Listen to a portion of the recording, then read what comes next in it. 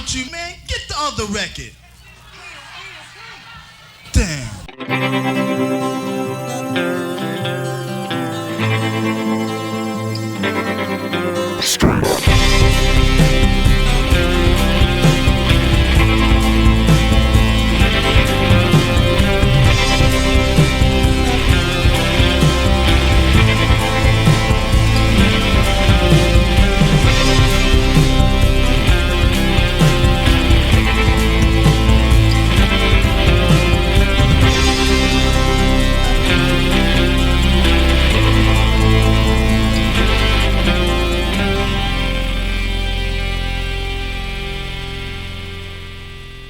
May our minds be stronger tomorrow. It's the Disenfranchised Podcast. That podcast all about those franchises of one.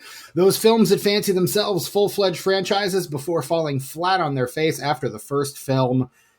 Except for when it isn't. And this is one of those times. This is one of those times where we hand off the show to our co-host Tucker, who we have contractually obligated once every 4 months to show us a movie of his choosing, breaking the format. And so I'll go ahead and introduce him. He is apparently dope as shit. Tucker, how we doing, buddy? Hello, Steven.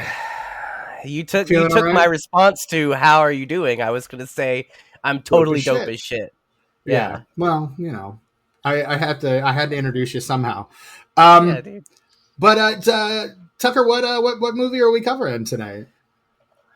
We are covering 2017's Brigsby Bear. And we are not alone, Tucker, in our coverage of 2017's Brigsby Bear. No, because when we told this past and future guest that we were covering this movie, he moved heaven and earth to be on this episode. Such is his love for this film. Speaking of dope as shit, from the Film Harmonic podcast, please welcome back to the show, Mr. Noah East. Noah, welcome back, sir.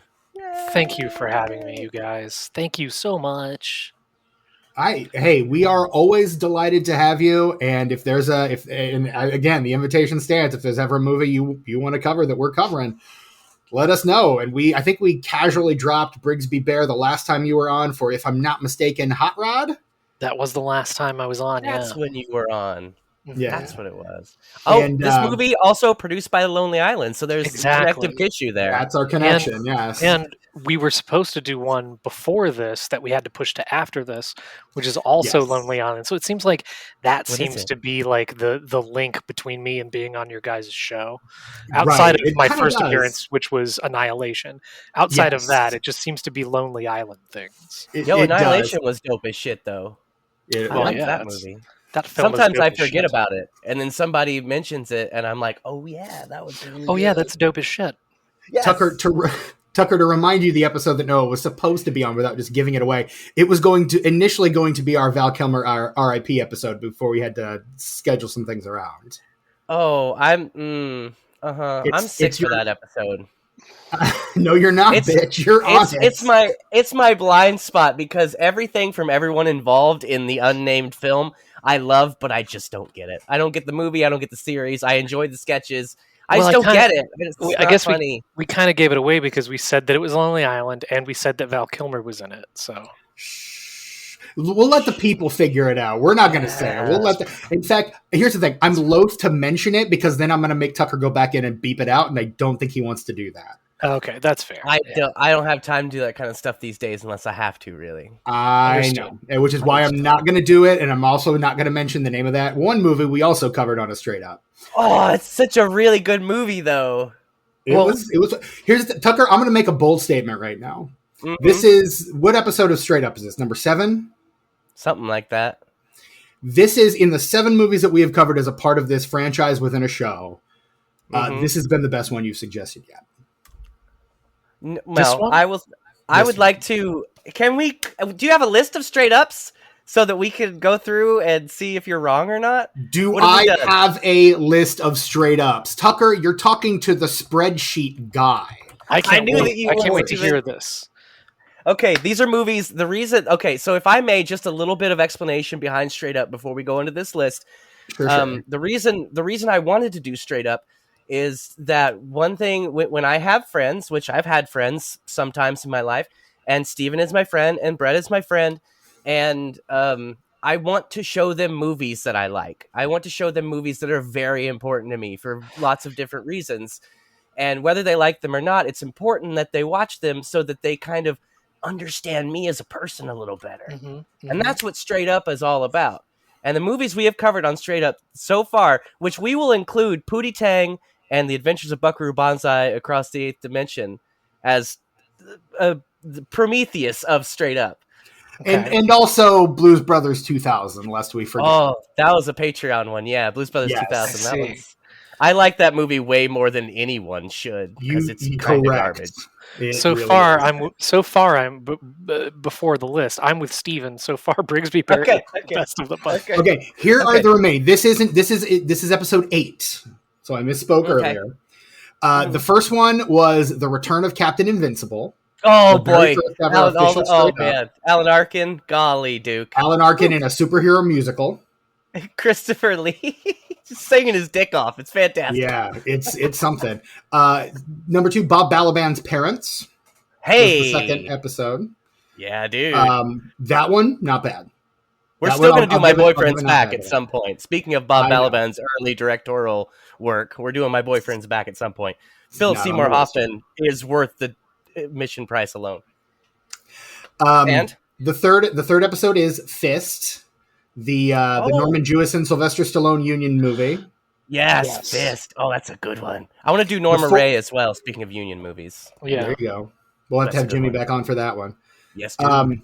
And then the fourth one is the episode, or is the movie that Tucker typed into the chat there that we cannot name without him having to beep it out. Well, it is The Forbidden Film. The subtitle to it is The Forbidden Film. Correct. I think just once we can say it one time without beeping it. So prepare yourselves, listeners. Sit down. This will never happen again. Take a deep breath because I'm about to say Existo. There it is. I'm so confused. Oh, it feels so good. Do you not know that? May I give you just a little blurb to explain it? So Existo is you stop saying it. Shut up. Stop saying it.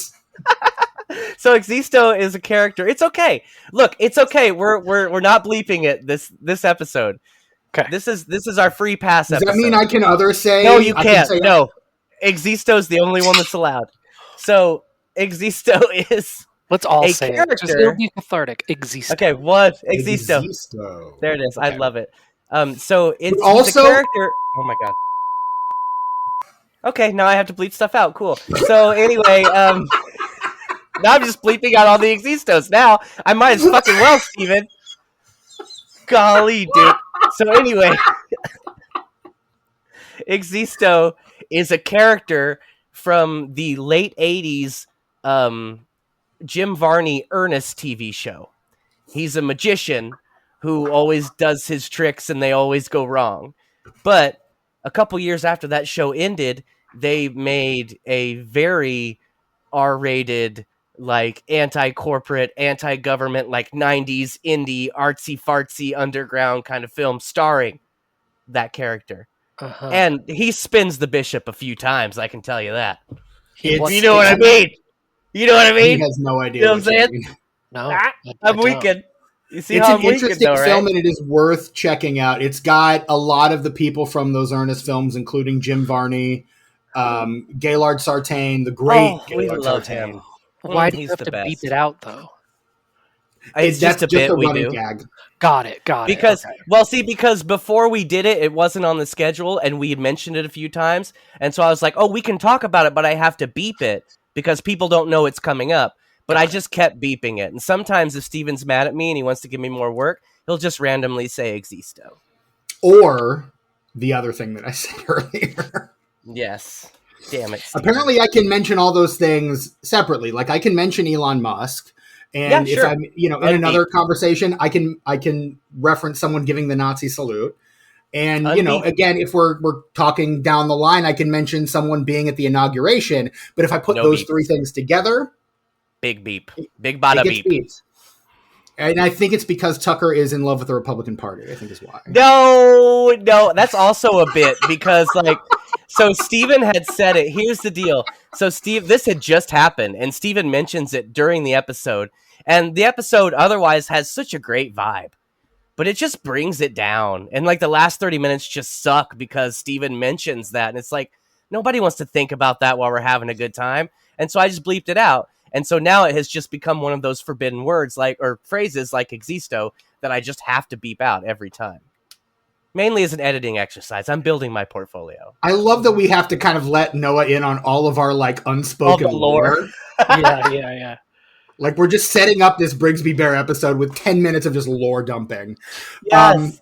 After existo is episode 5 of Unknown Origin, the Peter Sellers fights a giant rat movie. That's Peter Weller, sir. Check yourself before you wreck yourself. Weller, Sellers, they rhyme. Dr. Peter Weller.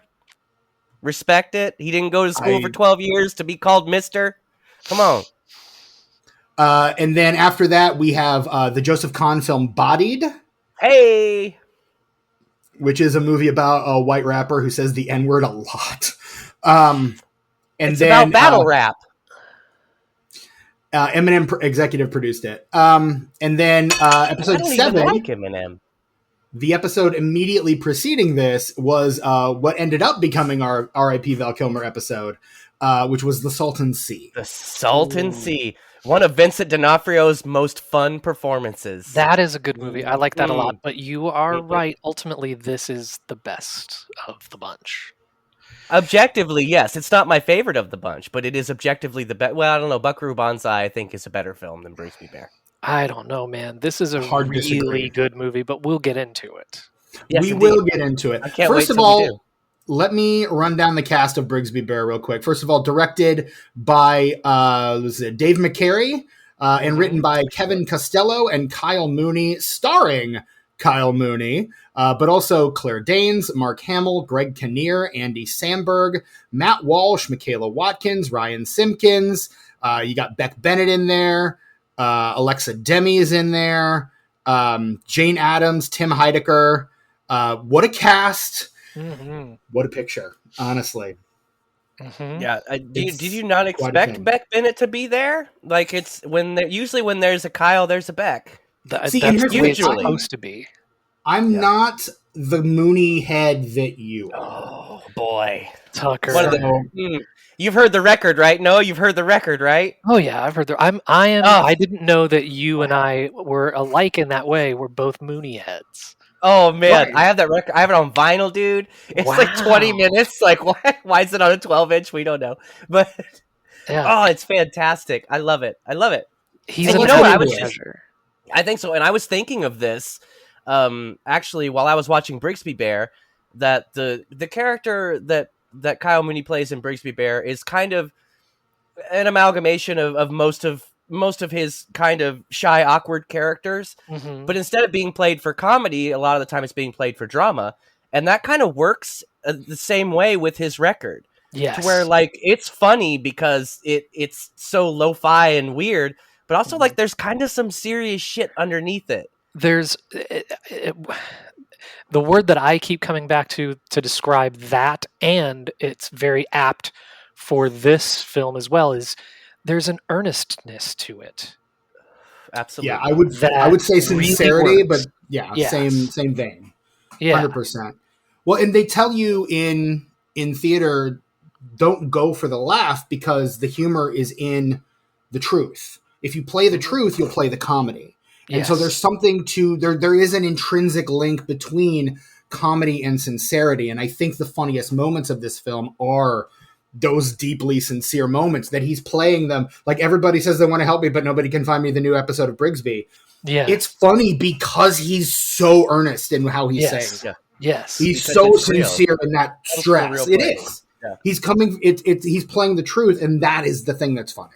Yeah, and that's why this film is the perfect role for Kyle Mooney. That's an Oscar-worthy performance right there because he turns what he normally does for comedy and perfectly translates it into drama, believable drama. And he's so endearing. He's so endearing. Yeah. And this is one of my favorite like micro genres that I like to call like it's kindness cinema, like where I kind of feel like it's a cousin to oh, I'm trying to think of the friggin' director. It'll come to me later, but it's kind of a cousin to Lars and the Real Girl. Mm-hmm. That director I is like the same that guy one, that too. directed I, Tanya and stuff like that. Craig Gillespie. There you go. In that, like they exist in a world where you think that people are going to react and scoff and kind of treat him differently, but instead the character is embraced with kindness and warmth, and people are understanding and want the best for him, you know. And Legitimately the opposite of what you would expect a movie like this to be. exactly, and it's kind of feel good in that way, and where people are treated with kindness, and it makes you feel warm and fuzzy when you're watching it. And I kind of get the same vibe from Lars and the Real Girl that I get when I'm watching Brigsby Bear. I watched it twice in preparation for this, so this was my 5th time seeing it. Oh wow. Do you happen to have the Blu-ray? Do you have the Blu-ray? Nope. Okay, so I noticed something. The release that's on all the streaming services, and apparently the theatrical release, is PG-13. My Blu-ray, which is in storage, so I wasn't able to use it. I had to rent it off of YouTube, and it's the PG-13 version, and there is a scene missing. A short, tiny little scene at the beginning. You know, it shows you the first couple nights of him. Well, not the first couple nights, but the first time you see him, you know, in the bunker. Mm-hmm. And Mark Hamill's like, all right, good night. I'm shutting down the power. And between, there's a third night where that happens. And in my Blu-ray version, it's the only scene that's cut from the theatrical version. Is he has his flashlight like he does in the other two, but his flashlight finds its way to a poster of the twins, the sisters from the show. Mm-hmm. Yes, the Sparkle And Sisters. it is implied that he jerks off under his covers. Okay, But that's it the is version not- I saw on the Roku channel, I think. Whoa, with commercials? That's crazy because it wasn't on the YouTube version. I watched the Roku version and I don't recall that scene, but That's wild. I remember him like searching with the flashlight and finding the picture of the girl. Yes, but I didn't see any innuendo. Well, it's a dark scene, so everything That's he's doing true. is under those covers. But no, my And mind essentially- immediately went to, he's jerking off, isn't he? Like, that was immediately where my mind went as soon as he found that picture with the flashlight. It's not explicit, but it is more implied. I see. Because you see him and you see him kind of put his hand under the covers and it starts to move a little bit and then it cuts to the next one. Because you can't have too much of that because it would ruin the tone of the film. But you still have to have a little bit, like, of course he's jerking it to that poster. Right. Of course he is. Like, And it would also, how could he not be? I think it would also undermine the scene later with him and Meredith, where it's like, oh, this feels very good. Oh, I thank you. I appreciate. Thank you. Bye. What you're doing? Yeah. And then old Sun Snatcher comes after him, dude. You believe that? Out in the real world, just running through the woods and Sun And then Snatcher. he's like, I hate when Meredith, that happens. can I talk to you for a second? He's like, what we did with our bodies was cool and all, but I don't think I can marry you. But again, it's the earnestness. It's The way she looks at him too, like, yeah. Like, it's perfect. it's just the earnestness makes that character so endearing, and it's so charming. Also, the last thing you would actually expect him to say, but then as soon as he said it, of course, that's exactly what he's going to say. Like, it just kind of that perfect, So I got to know, gentlemen, since you both are Mooney heads, I know Kyle Mooney from Saturday Night Live and Tucker's Obsession. So I need you both to tell me kind of where you first discovered Kyle Mooney, what your history with him as a performer is, and then your history with this film specifically. Because I'll just say, first time watching the movie. There, my part's done. Noah, you're our guest. I'm going to start with you. YouTube. All of his shorts that he made with the co-writer Costello of this Good film. Neighbor. And the Good Neighbor shorts. Sports, his awkward interviews, reptiles, stuff like that, you know. Chris Fitzpatrick and all those. Yes, people. yep, exactly.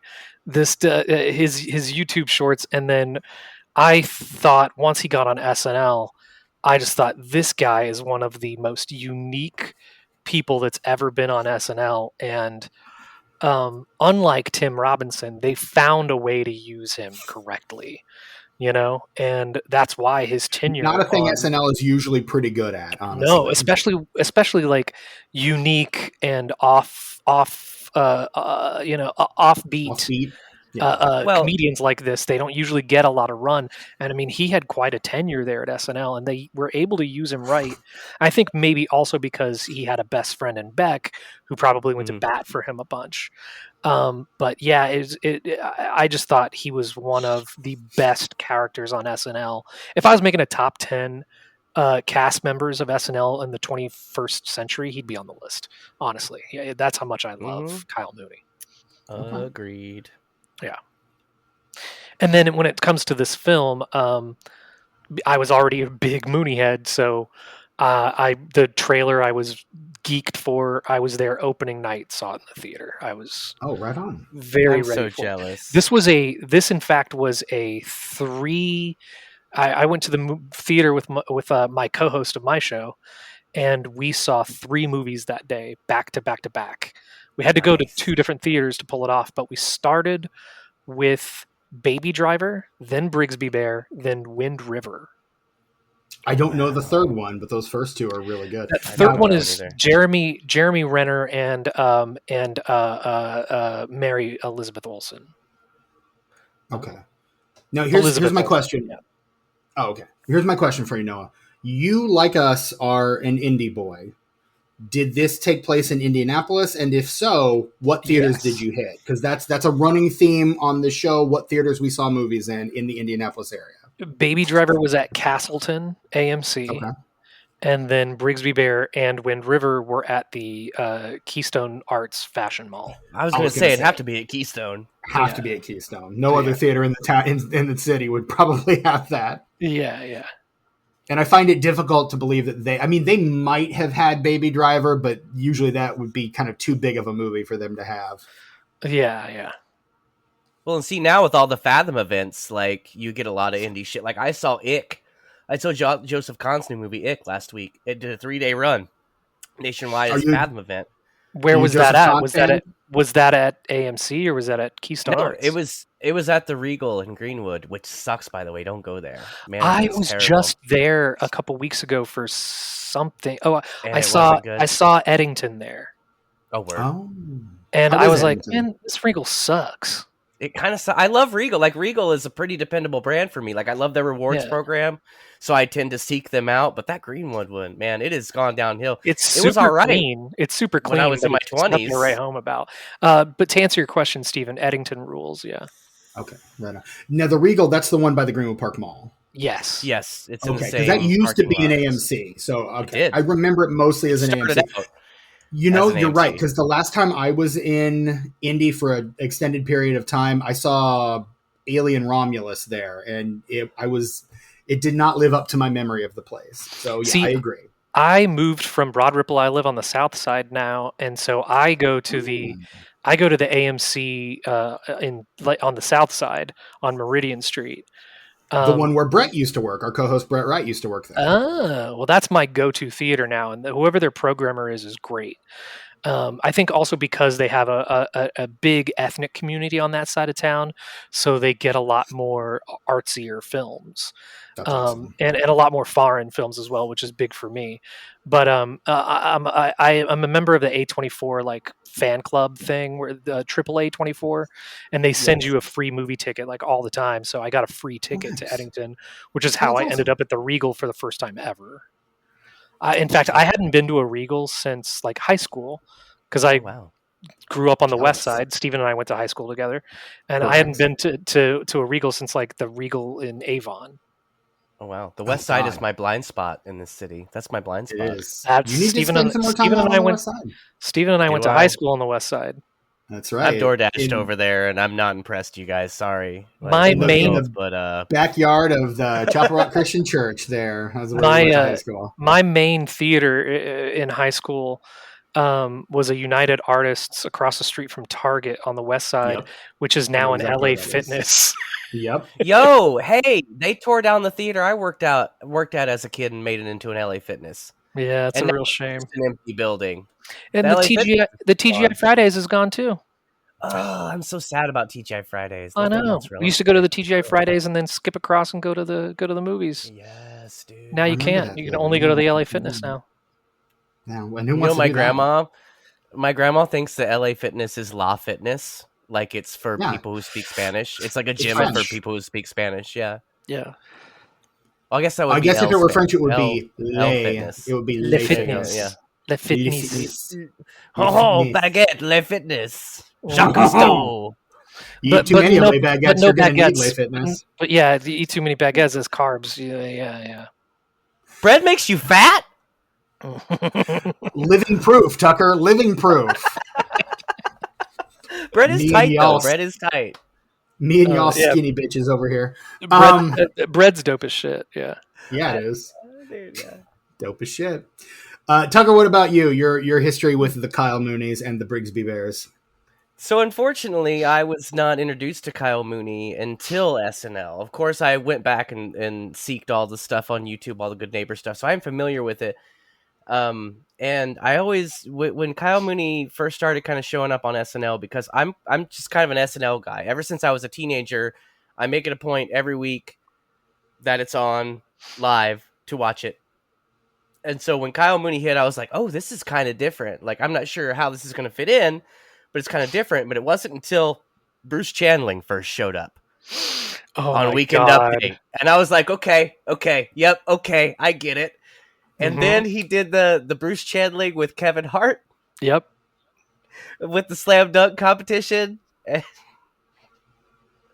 And I was, like, okay. And then what's the Inside SoCal started hitting, and I was like, okay, yeah, I'm way fucking into this dude. And Chris Fitzpatrick and the interview on the street guy. Yep. The guy who's always he's always wet for some reason. It's never rainy, but he's always so moist. He's always soaking wet, yeah.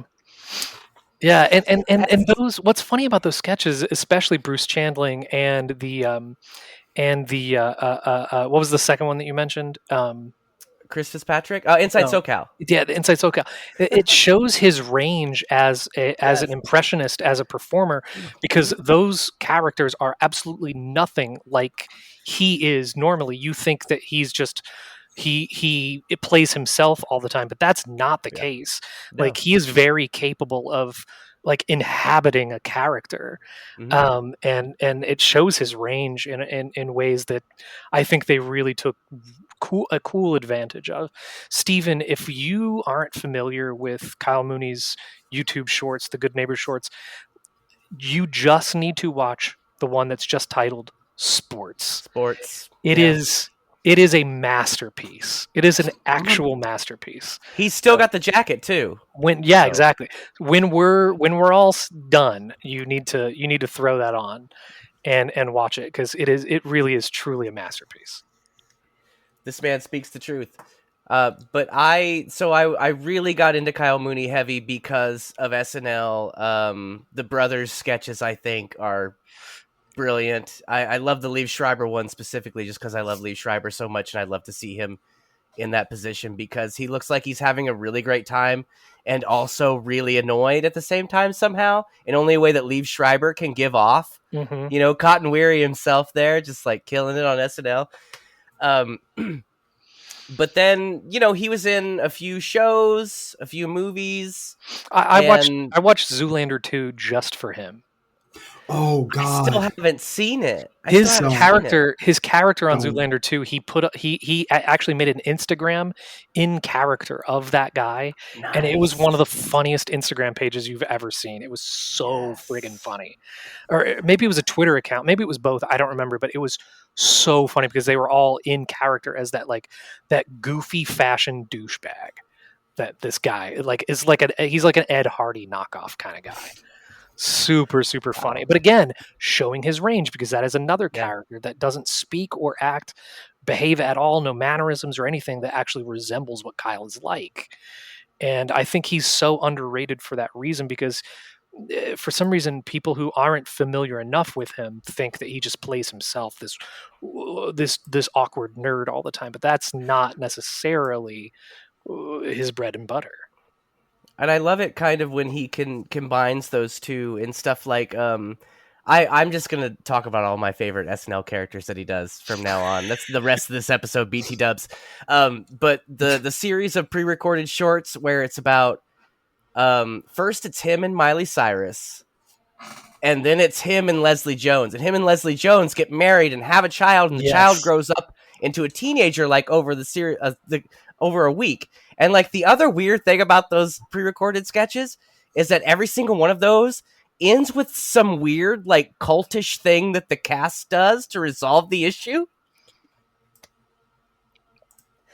It's I'll tell you what, Kyle Mooney, like just make yourself look up on YouTube SNL Kyle Mooney, put every video that comes up in a playlist, put it on shuffle, and you're gonna have a really good There's your time. night. You know what I mean? Yeah. There's your week, dude. Steven, were you familiar with Kyle Mooney from SNL or not? Yes. I was going to say. My partner is a big SNL fan, so we have, since we've been together, and even a little before, I've been watching SNL, so I kind of have I had the knowledge of who he was. Like you say, oh, Kyle Mooney, and I know who that guy is. Like, I'm like, oh, right. He's the really awkward dude. And I mean, the kind of character he tends to play, but I didn't really, I wasn't familiar. Tucker, when he was when he was thinking about going to see Kyle Mooney when he came to Chicago, was like, if I drove to Chicago, would you come with me? And I'm like, I don't really know that much about him. He sent me like a bunch of his stuff, the Kevin Hart Comedy Club one. When he rap battles Kanye, did you see that one? Did I send you that one? When he has the rap battle with Kanye? That is very funny. You sent me that one. It's very good. You did send me one of the Man on the Street interviews about hip hop, I think. Rap versus rock. Which one's better? Yes, that one. Yes, that's the one. So, but you've been a SNL fan from before then, right? Like when you were in high school, because Steven and I used to do skits in high school, like right there at the lunch table, and then perform them in front of the school. Yeah, we would perform skits, like SNL style skits, like during talent shows and shit. Nice. Yes, I have photographs of you and I in like exercise gear doing. Can you send those to Steven so he can put them on the Patreon?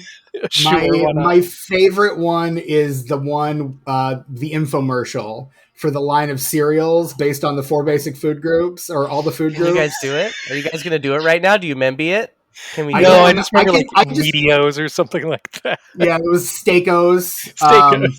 And then they, instead of milk, you would pour over moo juice, which you described as sloppy joes in a blender, as I recall. Oh, wow.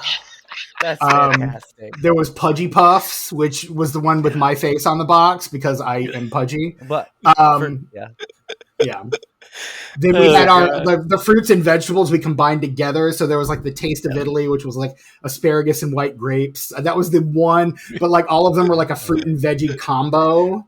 So it wasn't like just a fruit cereal; it was fruit and veg. Yeah, it basically just existed for us to make everyone nauseous. We were 16 years old and we were maniacs. Fantastic. Yeah. Yes. And now I'm 43 and I still do shit like that. So.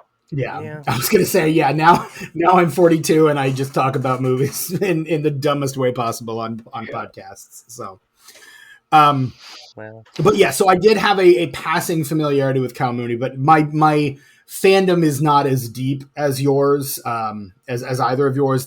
I was familiar, yes, like I knew this was a movie that he had done, and I had heard of this movie before. I remember when it came out, I was an avid Film Spotting listener, and they talked about this movie a lot when it first came out. So it was always kind of one of those that was on my radar and one that I knew I would get to eventually. So if nothing else, I'm glad I finally had the excuse to sit down and actually watch the damn thing. Well, and I said that sports is a masterpiece, and it is, but honestly, this is the crowning achievement of Kyle Mooney's career thus far.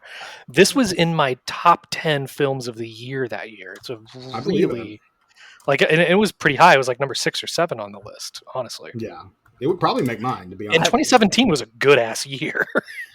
I would agree with you on that, but I would add the caveat of I think that in several different ways, because it's nothing like it, but Saturday Morning All-Star Hits, I think, is as perfect as this. That is a lot of fun. In a different way. In a different completely, because that's perfect. That's Kyle Mooney's opus. But they're right there. But they're kind of kindred spirits when you think about it, because he's talked about his love for Saturday morning cartoons and like weird public access TV programs and stuff like that, which is what gave him the idea to make Brigsby Bear, which is also what spawned the idea for that animated series as well.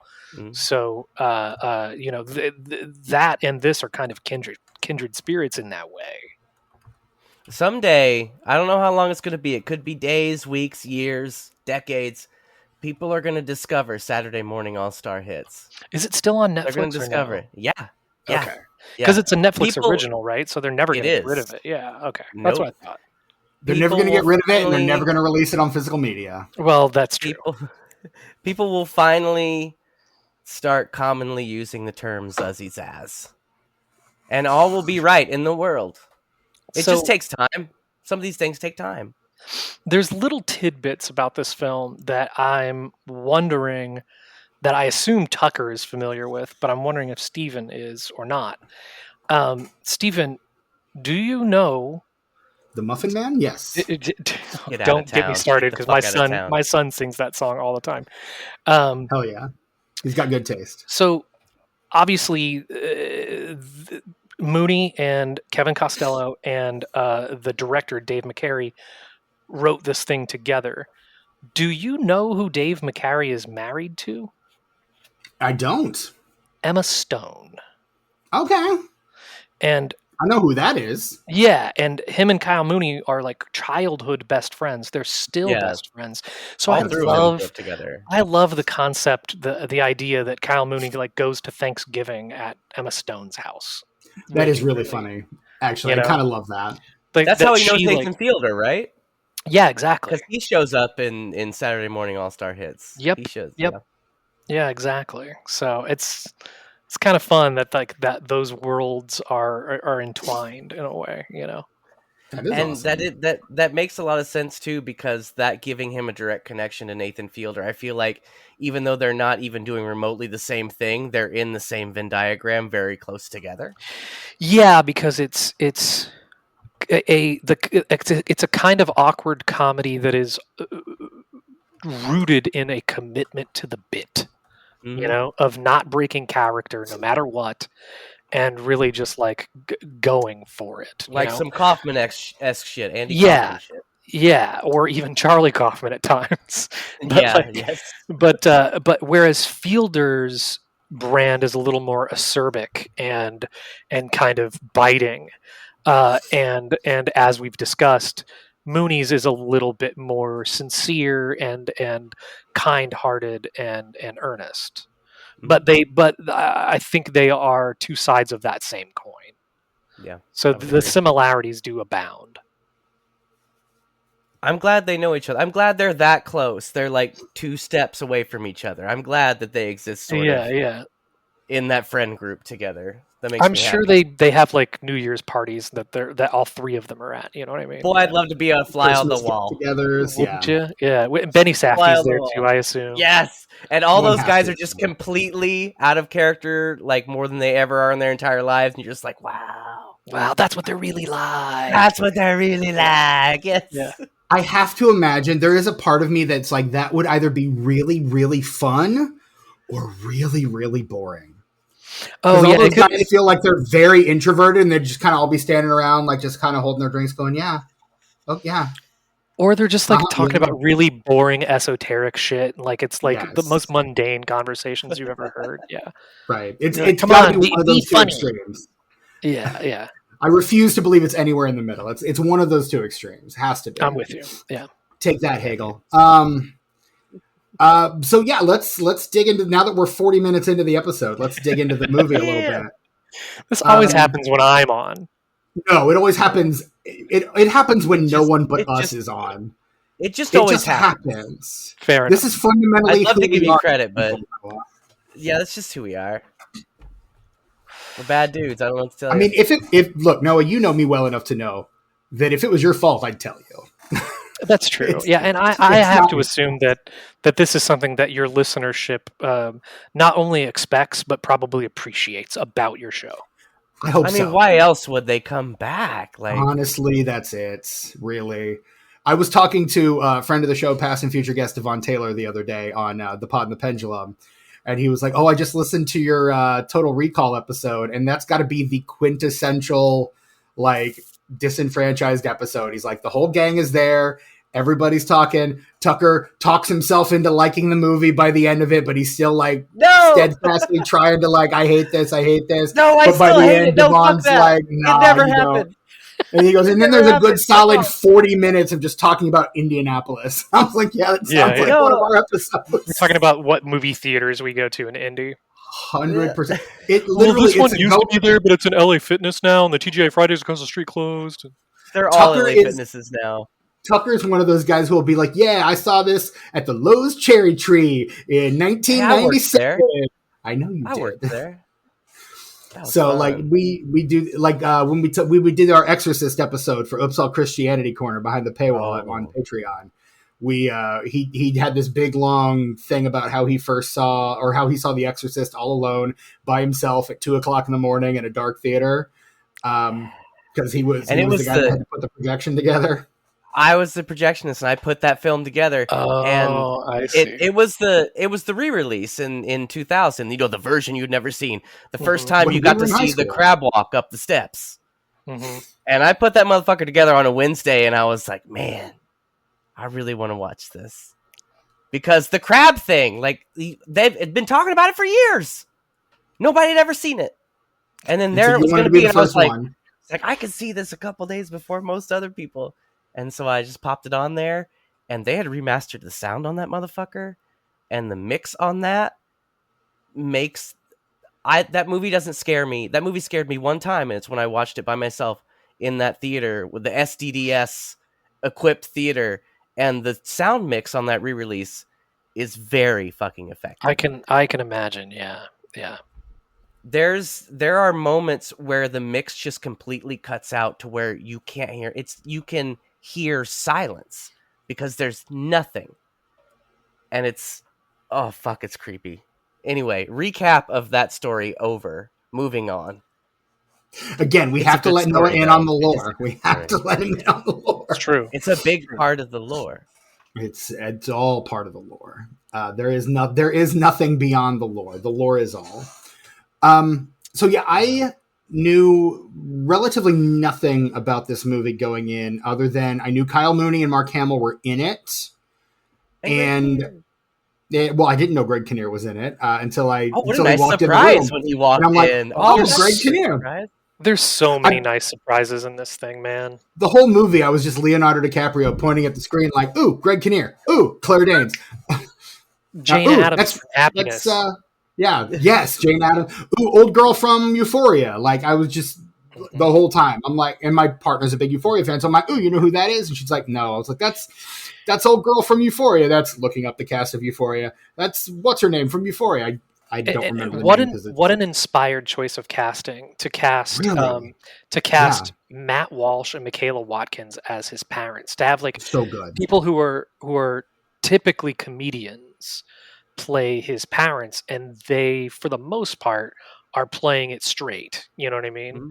And they're really not there to do comedy, but they are. No. But their trade normally is in comedy, and I love that choice of casting because they're both really terrific in the film. And because I'm a big Todd Solondz guy, I love every time I see Jane Addams in anything, I get excited.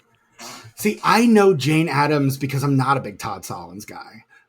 When I see Jane Addams, I immediately think of Frasier, which is the first place I saw her as Niles' substitute Maris girlfriend after he divorces Maris.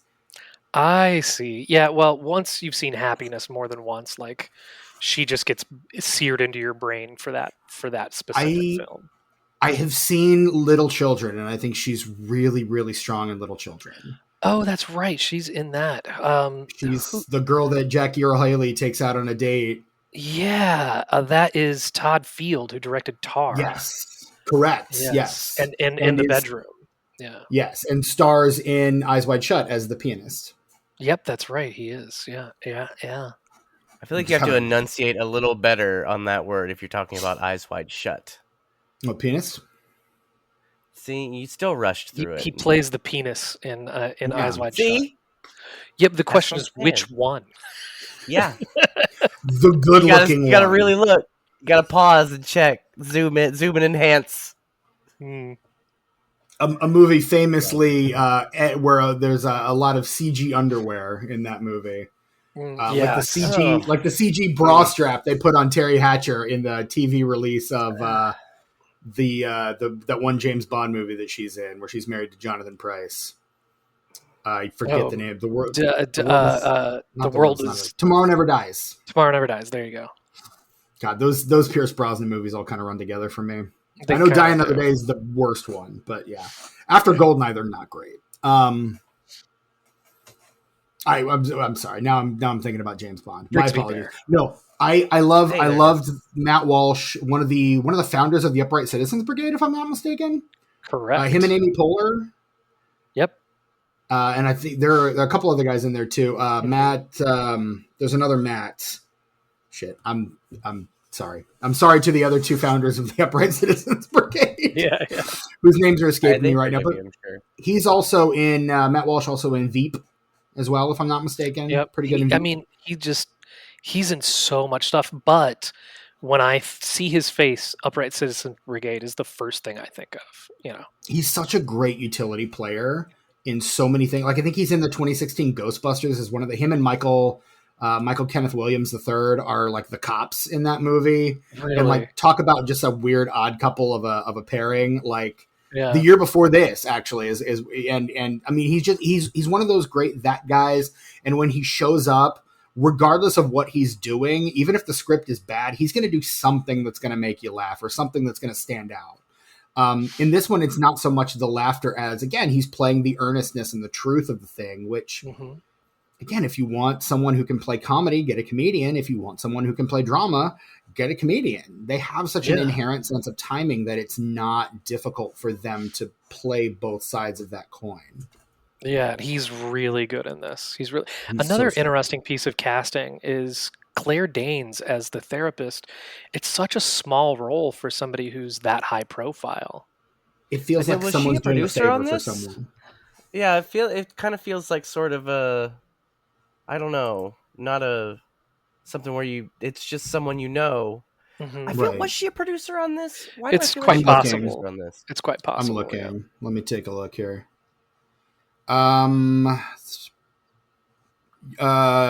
Don't think she was, but you know who was? Chris Miller and Phil Lord of Lord and Miller. It's Lord Miller, yeah. That's why Andy Samberg and Akiva Schaffer and Jorma Taccone as well. So that's Schaffer, but it's a Lonely Island classic. It is. It says so at the beginning. It is, in the Sony Classics font and everything. Sony Pictures. Because the Sony Pictures Classic logo shows up at the end of the movie. Because yes, I stayed through the credits. Yeah, you did. Thank you. Hell yeah, I did. You're welcome. Those people deserve respect. They worked really hard on that, Steven. Look at their names go by. Look at them. I did. Okay. I did. Tucker.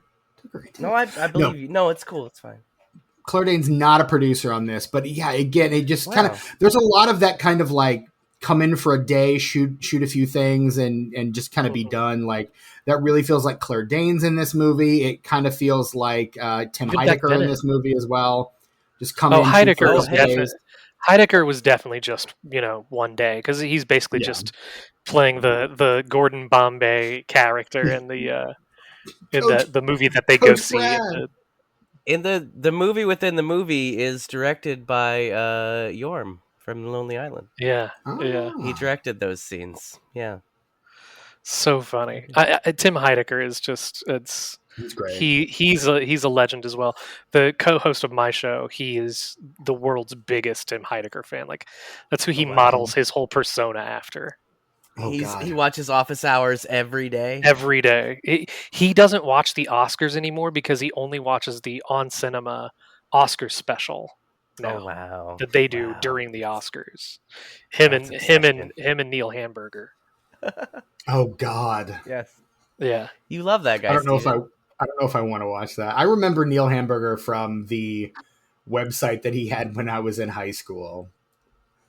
The one about ninjas.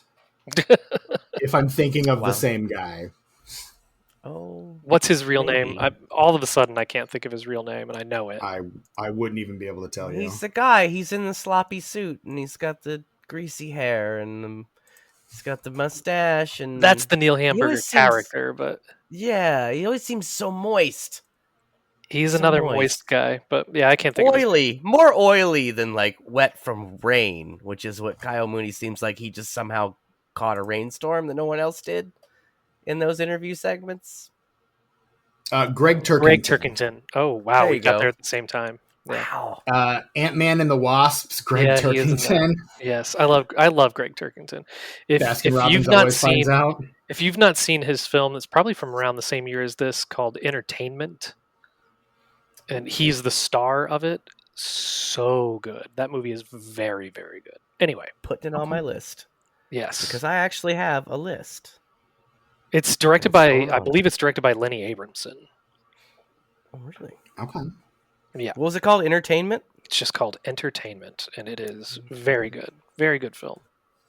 Fantastic. It's on the list now. Consider it listed. Would you or would you not watch Brigsby Bear if it were an actual show?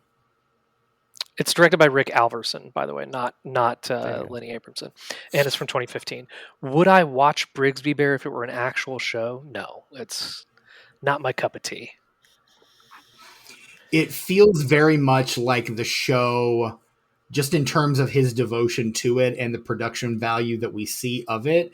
It reminds me very much of the television show that the main characters in I Saw the TV Glow were kind of obsessed with. Yeah, a little bit. Only like that seems to even be a little more high budget than well, again, we find out, spoilers for the first 10 minutes of Brigsby Bear, I guess, that Mark Hamill, the man who kidnapped Kyle Mooney as a child, in an effort to kind of keep him sheltered, has been basically filming a television show and has filmed literally hundreds of episodes of this television show. Almost 300 episodes. Yes. On a weekly basis for this kid. And he's been voicing all the characters except for the twin sisters, both played by the Smile Sisters, played by Caitlin Chile. What about the other one? Who played the other twin? Caitlin Shield played that too. Joke.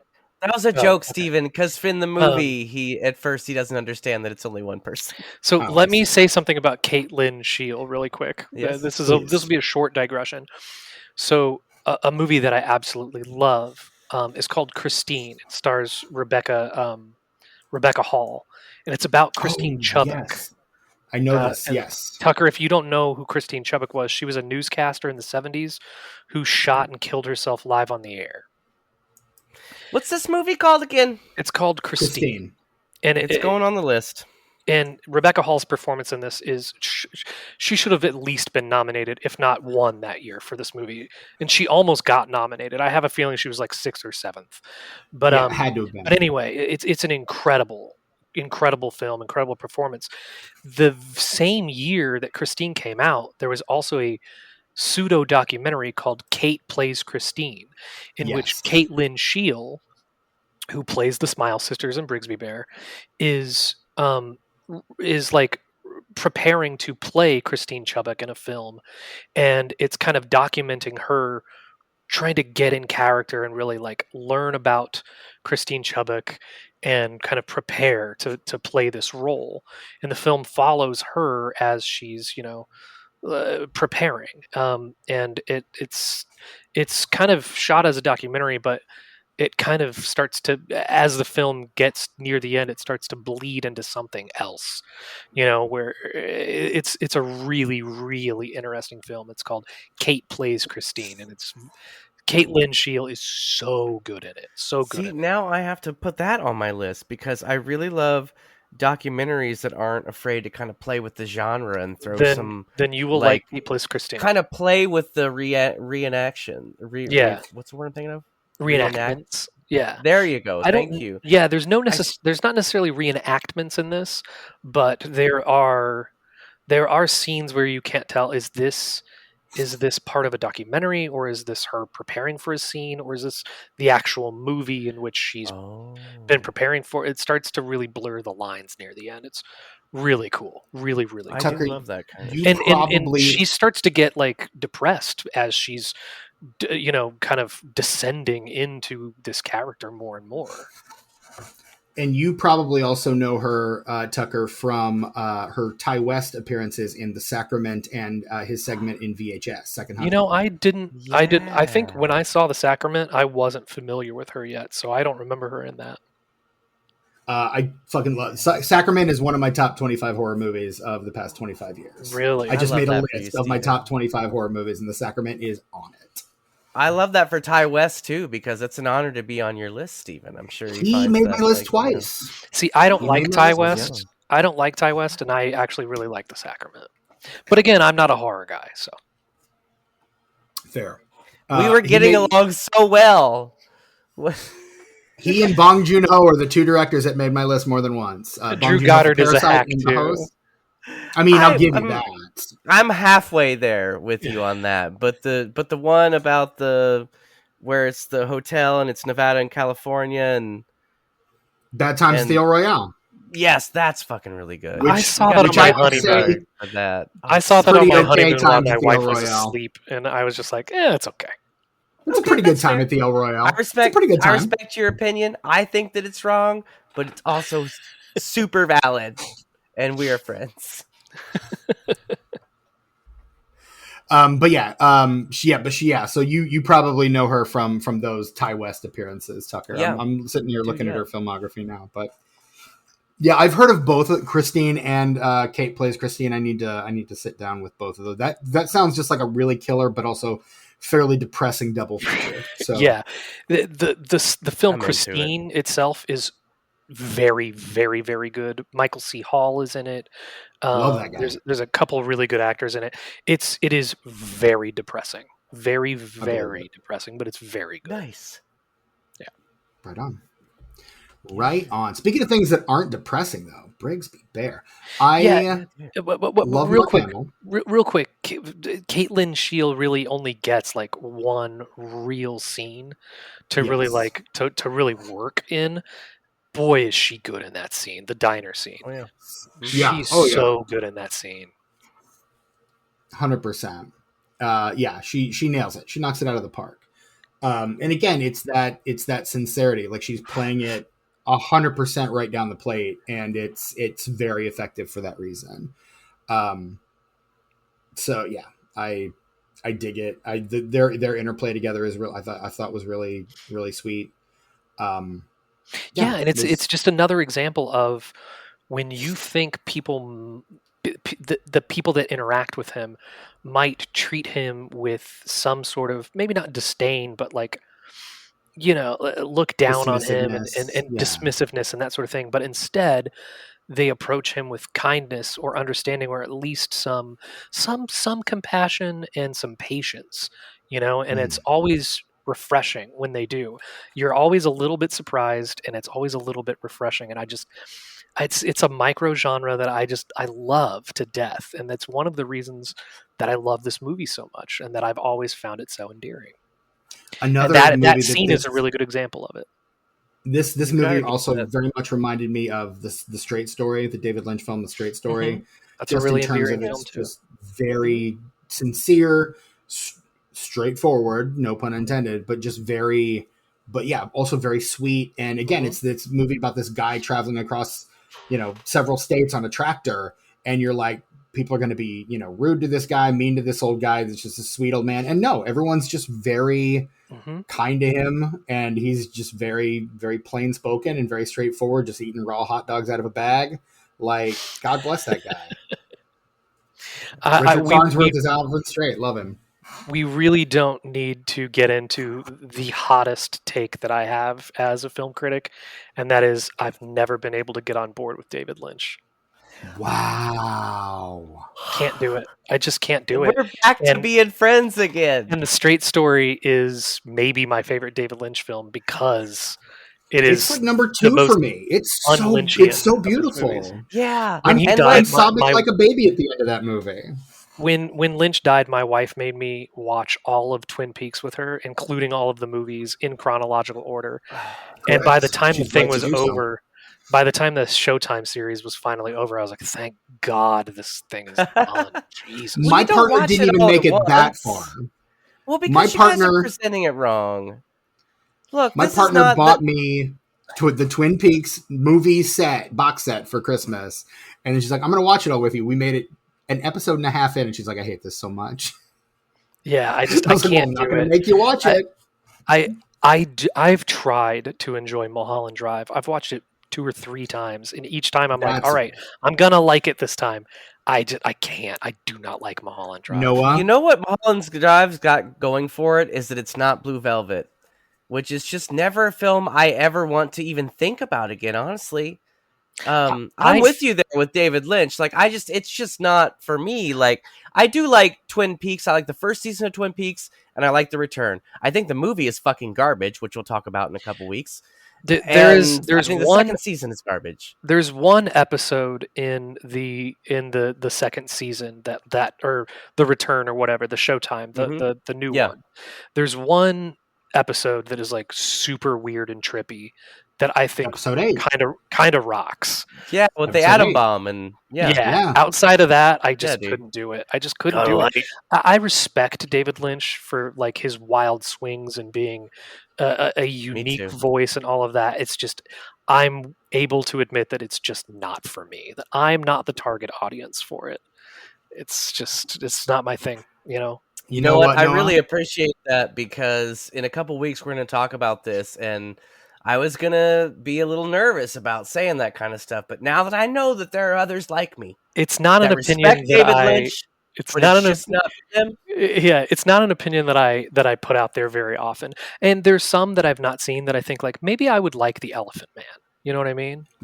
Elephant Man is pretty good. And the one time that I was in my early 20s and I watched Eraserhead and I was super stoned. I remember enjoying it, but I doubt I would enjoy it nowadays. You know, get super stoned would help. Have a baby now. It's different. Mulholland Drive is my number 1 horror movie of the last 25 years.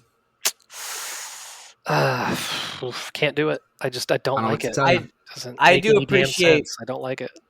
I do appreciate feeling validated though, because I feel exactly the same way as you. It's like I get it, and like that's really cool, but also it's not always for me. You know, Terrence Malick's one of my favorite filmmakers, and there's so many people that I talk to that are like, I can't stand any of that guy's movies.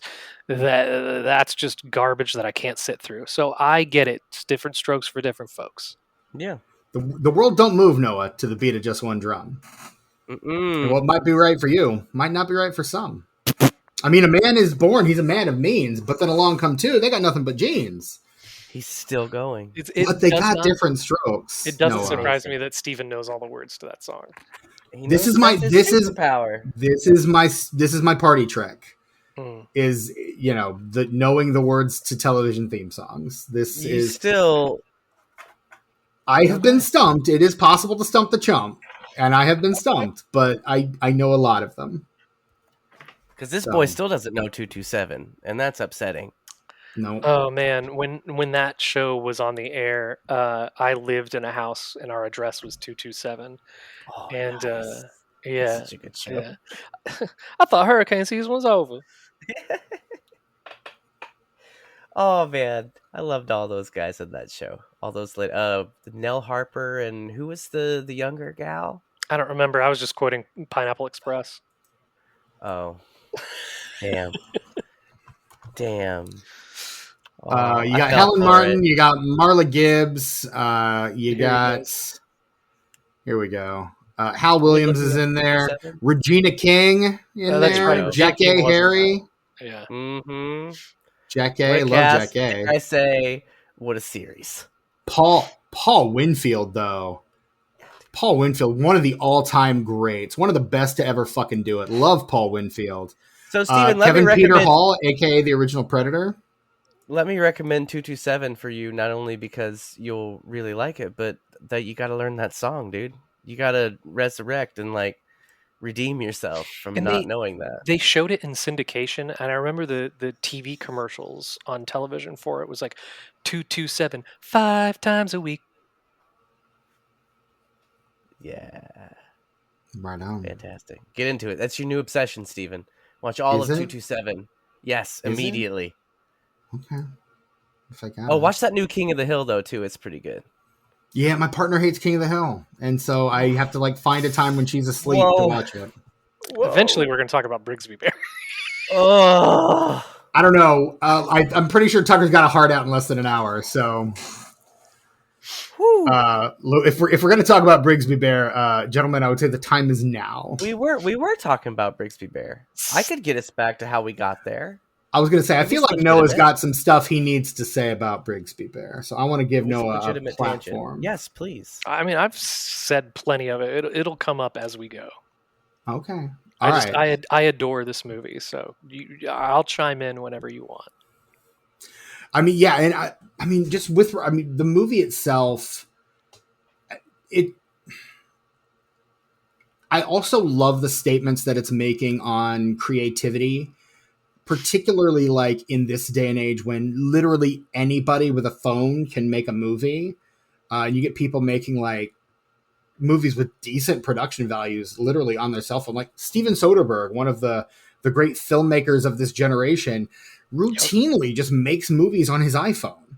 Like on a regular basis. Like that's just a valid way of making movies. And so to see this movie about these, or this film about these scrappy, it's a movie about making movies, which is one of my favorite subgenres of movies. Films about filmmaking.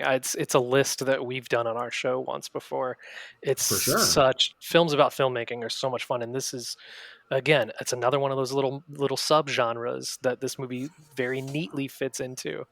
And this is a great movie about making movies.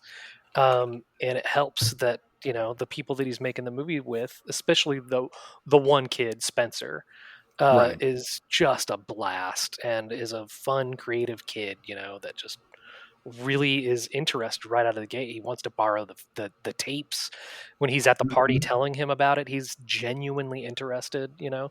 Even Meredith's asking questions about it, you know. He's into nerd shit. Like he's got the Star Trek t-shirt. He's got the Thing poster in his bedroom. Like he's into the nerd shit. Like he loves this stuff. And so the fact that this is one of the first quote unquote normal people that he meets outside of his immediate family and the police is really kismet. This is bizarrely a movie. And I was just thinking about this, a movie with not a lot of conflict. Like generally, because it doesn't really need to be. Yeah. I mean, generally like, you think of conflict makes for interesting screenplays, makes for interesting writing, makes for interesting films. This is still an engaging and interesting movie, but the conflict is almost non-existent. Like outside of like the fish out of water subplot in it that just kind of runs throughout it, the only real scene of conflict per se is when he does the explosion and the police come. Right. And that's pretty much it. And then he's at the police station saying the marijuanas, that was all mine. Nobody else should get in trouble. You know, that sort of thing. Right. Yeah. And you taking the fall, which again, further endears him to this group of teenagers. I mean, his sister's also like, you know, you're old, hang out with people your own age. Why are you hooking up with Meredith? Yeah. Like shit like that. Well, because I mean, even like emotionally and socially, he's even younger than that. Really? Yeah, he's in a state of arrested development. So yeah. You know, Stephen, you asked if we would watch the TV show Brigsby Bear, if it were a real show. Let me posit a question to you.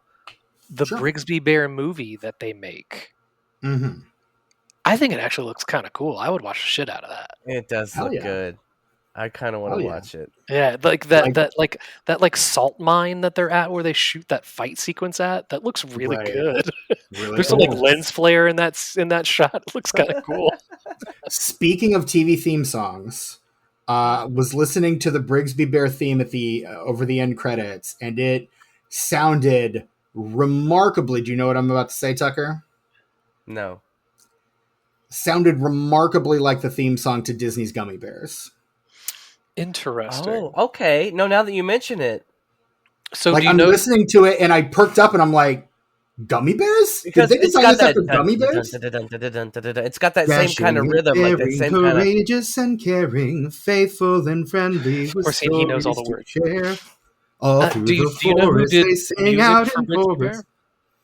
Bear? I had it pulled up earlier, and It's I David don't know if I Wingo. still do.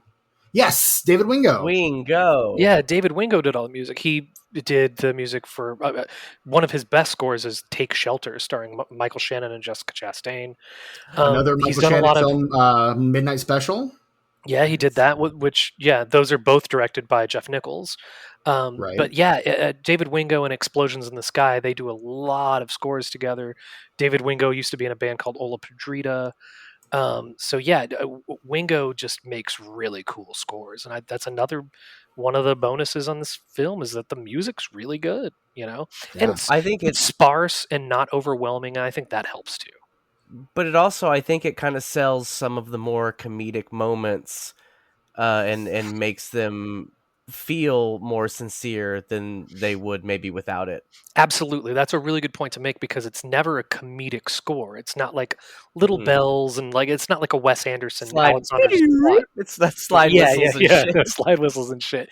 It's a sincere score, which underscores those comedic points and lets them actually breathe.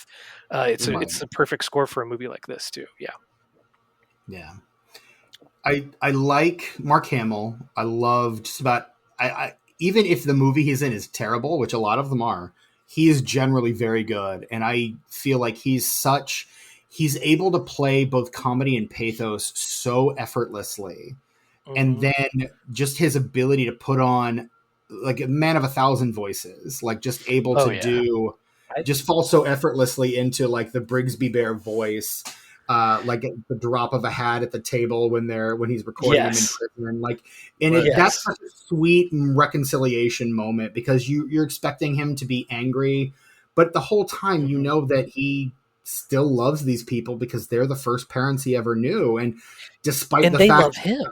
And they love him too. That's what's also so weird. That's what's so great about that scene is that the very beginning of that scene, for the majority of that scene, it's Hamill in his dramatic mode, and he's so good in it, and it's poignant. And then he just breaks right into the Brigsby Bear voice, and it's kind of funny, but also sweet because he's willing to do it. It's just that scene has layers in it, and those layers are there because of how strong a performer Mark Hamill is. It's what makes this movie so effective and affecting is the way that it's able to layer that and interplay that so effortlessly. I'm sorry, Tucker. Yeah. Well, I think out of everyone, Mark Hamill has the hardest job. Like he has to play this person who literally took someone's child, but we still kind of empathize with him in that moment. We're like, what's black and white? Everything's gray, man. Because you know that he actually has to pull that off. You know that he loves him. You know that he didn't ever abuse him or anything like that. That they cared for him as best they knew how or thought they were doing the best for him. That sort of thing.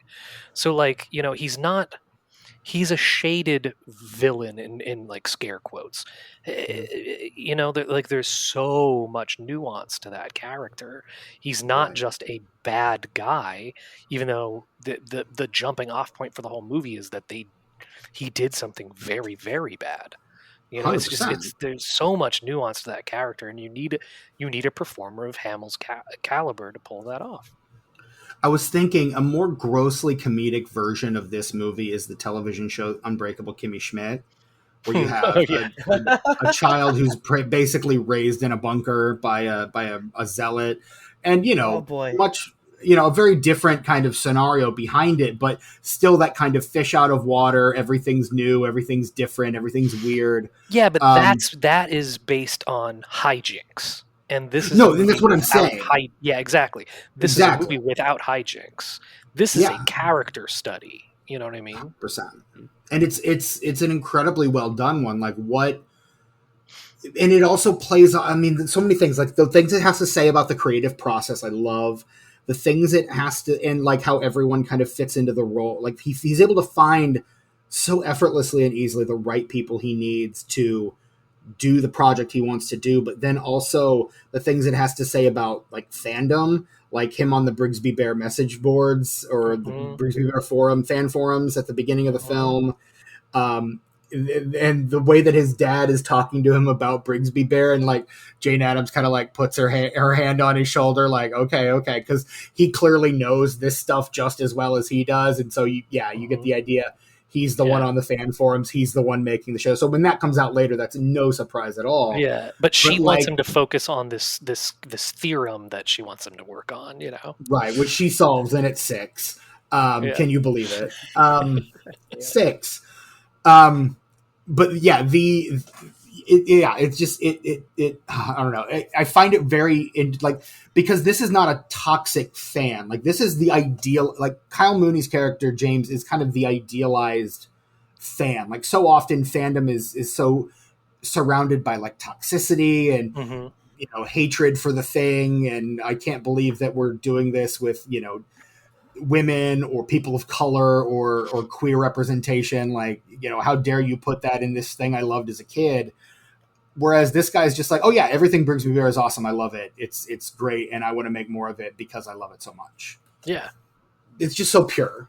And I like, that's the kind of fan I would love to be. And I wish everyone kind of was. Yeah. And that's yet another thing that's so endearing about it is that it's a movie about fandom also. And like a really genuine love for a thing, whatever your obsession is, it could be something entirely different. It doesn't even have to be Brigsby Bear. It could be something else, but like, God damn it. I love this friggin' movie. I was looking at my list. I was looking at my list of 2017. It's number 8 on my list of the best films of 2017. In fact, and this is gonna again ruffle some feathers. Number 9 is Get Out. I have this right ahead of Get Out. Okay. Wow. Right. Okay. I'm I a would guy. put this ahead of Get Out. I'm a like guy Get Out, who but actually likes Us better than Get Out, but that's a whole nother ballgame. Okay. I mean, I like this them is both. at number I 8. put it just below, but yeah. Where is Nope on that list? I don't love Nope. I think Nope is good. I think it's number 3. Nope is third of 3 for Jordan. I agree. Yeah, me too. I agree. But yeah, this was the Get Out was 9, Brigsby Bear's 8, Florida Project's number 7, so it's right beneath that. Oh, I haven't seen Florida Project. I need to see really? either. It's still my favorite Sean Baker, and I love Honora. Florida Project. Not counting Twin Peaks: The Return, my my number 1 film of 2017 is Phantom Thread, which is a that's my number 1 of 2017 as well. There you go.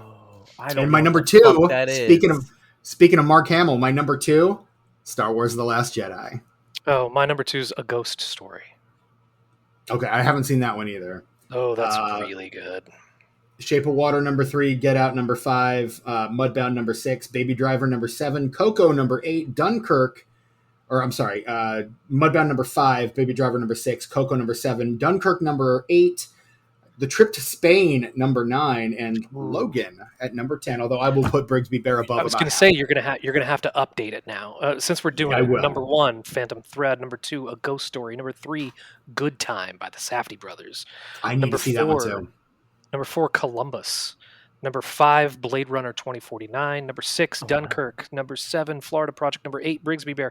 Number 9, Get Out. And number 10, Lady Bird. Right on. Tucker, what are your top 10 of 2017? I don't have a list of those, but my number 1 is Brigsby Bear. Yeah. To the amazement of no one. I love that this is genuinely your number 1 of 2017 because this is such a good movie. It's such a good movie. It's really good. I even flirted with this thing as high as number 5, honestly. This is not only is it's so rare that a film that I'm really in love with is objectively a perfect film. And so Brigsby Bear is like that prime space where like I could show this to anybody. Oh yeah. And they're going to fucking dig it. You could watch this with your parents and they would enjoy it. Yes. As well as just like your stoner friends. Maybe not my parents, but yeah. Well, maybe not yours, but mine. I showed it to my sister's family. So my sister, my brother-in-law, and my nephew, who is 16, We all watched it this winter.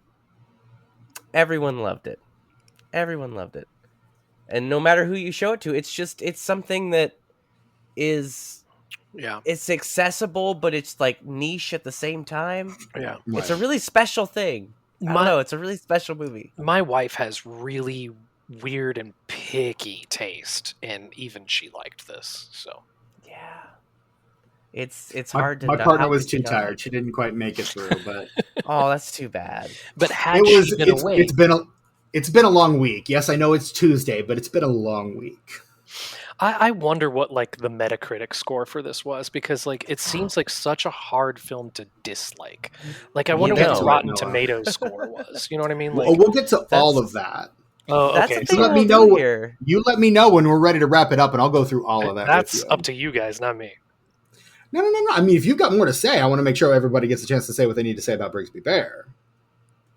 Much like Tucker, I could go on for hours. So then let's go. Hours. I don't have hours, Steven. Damn. Look, man, our guest has hours. We're going to take hours. All right? No, just kidding. I told my wife I'd be downstairs in a little bit. So I got to get up at 5:30 to put my kid on the bus, man. Don't fuck with me. In that case, it's going to take us at least 20 minutes to go through the rest of this, to go through our final thoughts. So let's do it. The Brigsby Bear opened on... Oh, now everything's got to fucking reload. Damn it. Oh, man. July 14th, 2017. Mm-hmm. It was a post 4th of July one, yeah. Just before my birthday. Really strange that it was a midsummer release, because this definitely seems like something the studio would have just dropped in like March or April. February. You know what I mean? Well, it wasn't a super wide release though, so I don't think they were. No, that's true. Kind of looking for that audience. They were looking for like the art house theaters, I think. Mm-hmm. Yeah, it only opened on 3 theaters, and then it didn't get above the max it got into was 408. So it didn't get That's still decent, right? 408 is still a decent chunk. Right. It opens in the box office. It's opening weekend. Hold on, it doesn't even make the top 92 films of its opening weekend. That's because it was only in 3 theaters. So. 3 theaters. Come on, man. I know. Do you want me to do the first weekend at open wide? Yes. Oh, yeah. Yes. I feel like that's more fair. They'll be like in the 30s or 40s. No, it'll be like number 10. No, dude, no. It's got Mark Hamill in it. Wasn't even a wide release. It's got Kyle Mooney in it. It's got Claire Danes in it. Look. All right. I'm going to jump ahead to August 3rd then. Hang on. Okay. All right. I'm just saying, like, if you don't have an art house theater around you, like, you're lucky. You live in Indy. You used to have the Key Cinemas there, or Keystone, and then you had I'm like on the south side, and then you had look at July 28th that weekend, because that's when it opened wide. There you go. I just pulled that up. So in its first weekend of wide release, it opens at 39. Tucker's right, because I just looked at the box office for this thing, and it's friggin' depressing. It is. It is very depressing. It opens to, again, 39,000, I think was the number I just said, on its way to a domestic gross of 515.8 thousand. It gets about another not quite 150,000 international for a grand worldwide box office of $665,000. That's right. So not a huge hit. It's the distribution was purchased for $5 million, which was more than twice the budget. So it probably still didn't even make its money back on the. This movie made less than $700,000. This movie lost a lot of money. But yeah, so box office wise, I probably did not even make back its budget. So yeah, but this is critically acclaimed, but not like audiences didn't show up for it. But again, I don't think it was particularly well marketed. Yeah, so hit me with the critics numbers here.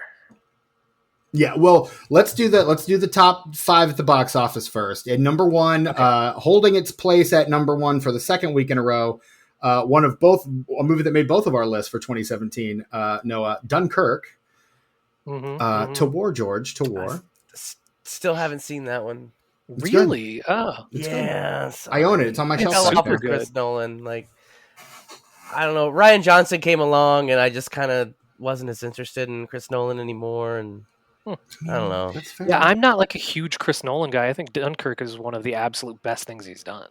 I really like Following. I hate to be hipster about it, but like Following is No, tight you as shit. don't. Like, You fucking love to be hipster about it. Don't even fucking no, lie. I don't. I just really You like and your that fucking Aronofsky's PDR. Aronofsky's Pie is actually Aronofsky's best movie. I don't think it's his best, but I do like it. I'm kidding. I think I put Pie in his top that 5. Makes me feel old. In number 2, future episode of this podcast, opening new this week, a little film called The Emoji Movie, where Patrick Stewart plays shit. Sick that week. You're not. I'm sick that week. You're not allowed to be sick. Nope. How did The Emoji Movie make more money than Brigsby Bear? It was geared toward kids and had a huge marketing budget behind it. Oh, and it's about emojis. It's about right, emojis and it stars America's favorite celebrity, T.J. Miller. In third place in its second weekend, down from number 2 the week before, Girls Trip. In fourth place, new this week, Atomic Blonde, probably also a future episode of this podcast. I heard that was being pretty real fun. honest. Yeah, I heard that too. Haven't seen it. Saving it for this podcast. In fifth place, I think it was my birthday movie that year, Spider-Man: Homecoming. In 4 weeks, it's earned almost $300 million, and it's down from third place the week before. Rounding out the top 10, you've got War for the Planet of the Apes in sixth place, Despicable Me 3 in seventh. Future episode of this podcast, Valerian and the City of a Thousand Planets in number 8. I hear that's pretty fun. I hear that's actually pretty fun. It's Dane DeHaan. I did not enjoy it. Dane DeHaan and Cara Delevingne in that movie. It's directed by Tucker's favorite filmmaker, Luc Besson. English doc. Yeah, Luc Besson. No. Yep. Yeah, Boy, Tucker hates Luc Besson. I wish that I knew what I know now when I was younger. Don't we all? I would not have enjoyed The Professional as much as I used to. And number 9, a movie I love, Baby Driver. Shame. And at number 10, Wonder Woman. That theme, though. The Rotten Tomatoes, the Tomatometer score is an 83% certified fresh. See what for I mean? Brigsby Bear. The critics' consensus, audiences attuned to Brigsby Bear's strange frequency will be moved by its earnest and endearing original approach to pop culture's impact and the creative urge. The Metascore on this one is a 67. That's lower than I expected. Based on 35 generally favorable critic reviews. And Tucker, we're moving on to Letterboxd. Would you care to take a stab at the Letterboxd score for Brigsby Bear? I want to take a stab when he's done. Okay, go. You may. Okay. Brigsby Bear, 2017. Memes plus the internet. You always got to take the memes into consideration. He's doing the math. He's doing the math. And then he's got a 5. He's got a 0.5 radius that he can guess within. This is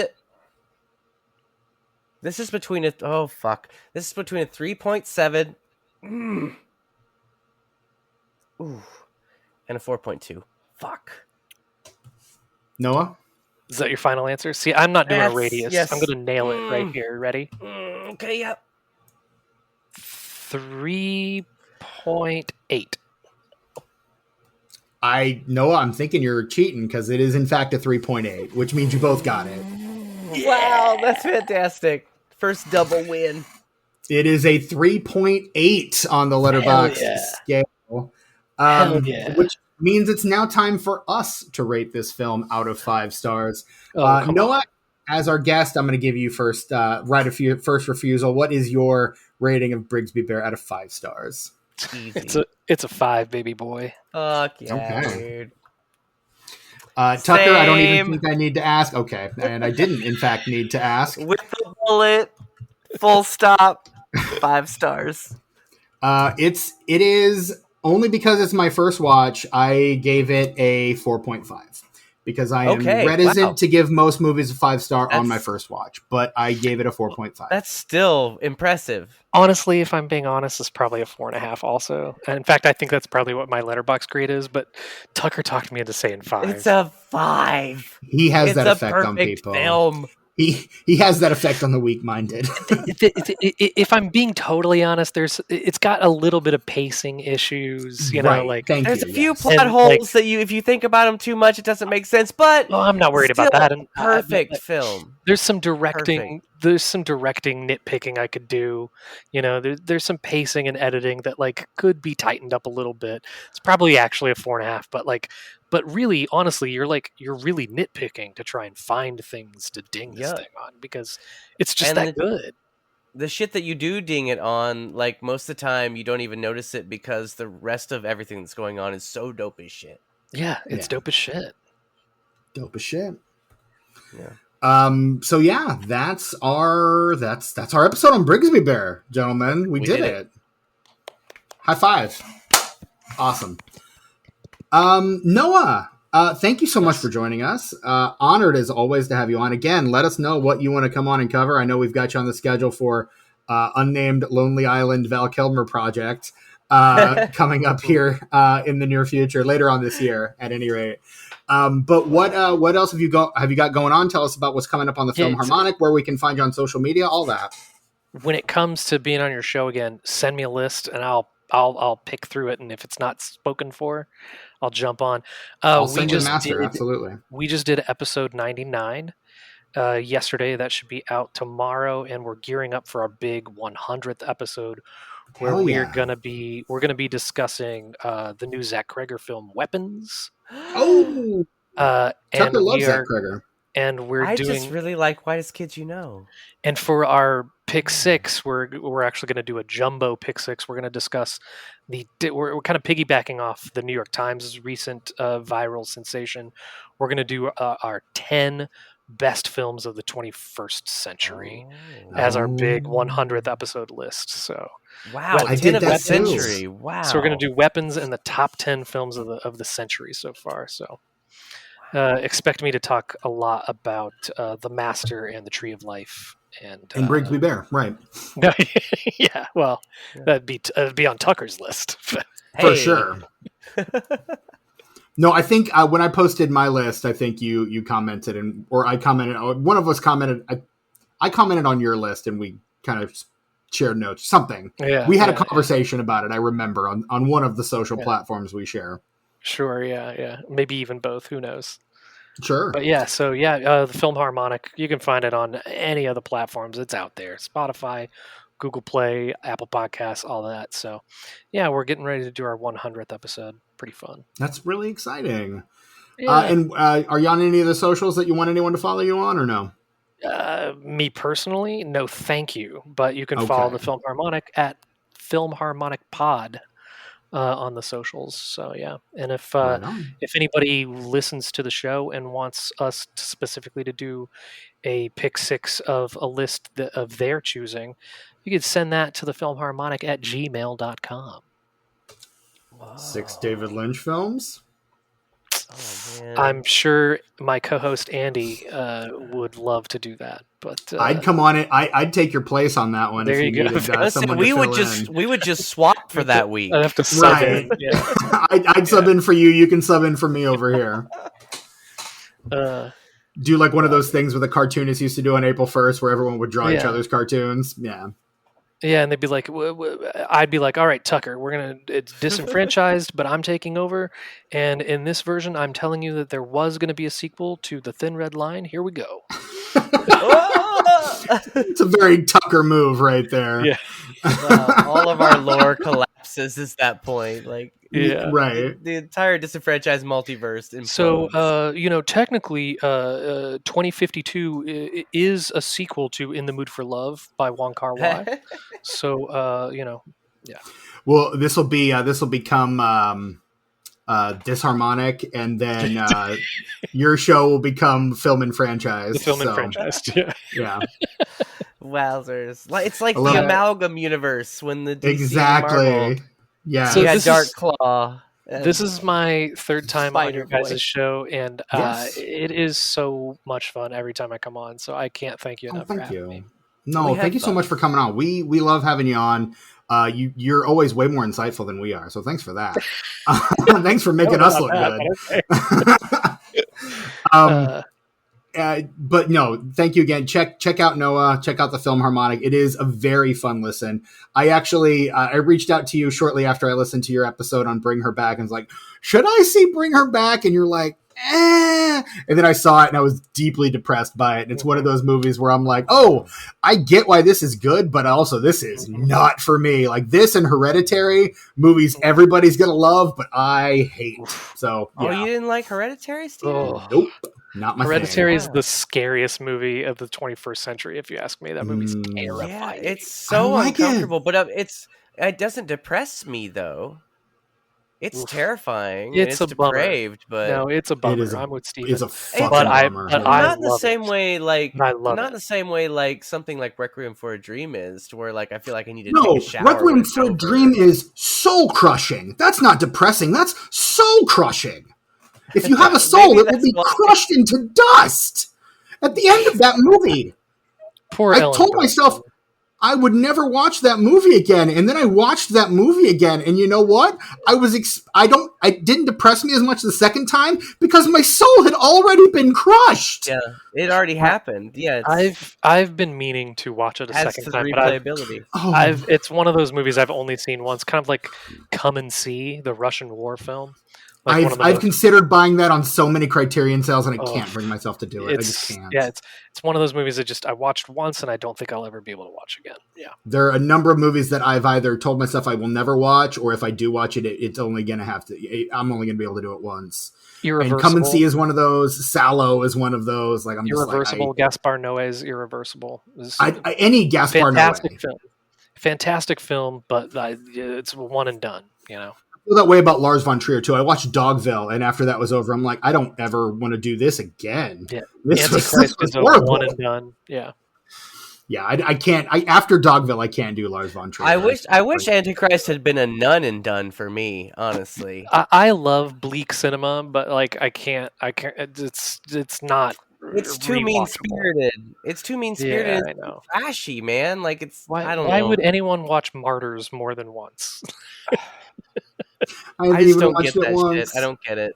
Yeah. It's just. I Don't want to get see me started. Dogville. I've never seen Dogville. I've always wanted to see it. I mean, it's well made. It's got a good cast. Nicole Kidman's my favorite actress. So. She's wonderful in it, but it made me so fucking sad. It like the end of Requiem for a Dream. It just made me really fucking sad. Anyway, we're the Disenfranchised Podcast. This has been the Disenfranchised Podcast. Hit us up, disenfranchisepod@gmail.com. Let us know what you'd like to see us cover. Tell us how we're doing. While you're on the internet, leave us a 5-star rating and review, please, and thank you on Apple Podcasts, Spotify, wherever you get your podcasts. We sure as hell appreciate it. Join our Patreon, patreon.com/disenfranchpod. You can either join at the free level or you can join the official conversation. Leave notes at the bottom of this very episode or many others like it, or for $5 a month, you get access to hours, days maybe, of bonus content on that Patreon feed, patreon.com/disenfranchpod. You can also find us on Bluesky, YouTube, and Letterboxd at disenfranchpod. I'm your host, Stephen Foxworthy. You can find me on Bluesky and Letterboxd at Chewy Walrus. You can also listen to my other podcast, Wells University, with friend of the show, Hope Stough. We talk about one of our favorite historical figures, the late, great Orson Welles. And Tucker is our producer. So it's all in the family. Check that out. It's a lot of fun. We have a lot of fun with it. I think that's all I got right now. Tucker, where can we find you these days? I'm still in the same places, YouTube and Instagram at Ice909, ICENINE, the number 0 and the number 9. Also, Tuck Mugs is I was going to existing. say, you got to get Tuck Mugs. Yeah, you got to push Tuck Mugs. Tuck 100%. Mugs still exists. Good. Tuck_mugs on Instagram.